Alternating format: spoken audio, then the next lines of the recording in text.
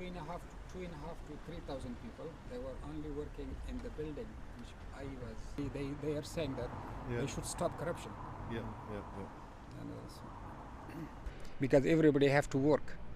If you are having expenses, paying rent, need money for your food, accommodation, then you have to work. And it doesn't mean that once you are a minister, then you have to stay without a work and do nothing.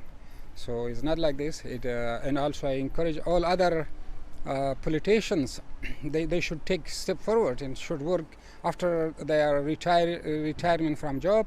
They should start working in community as a normal people. Yeah.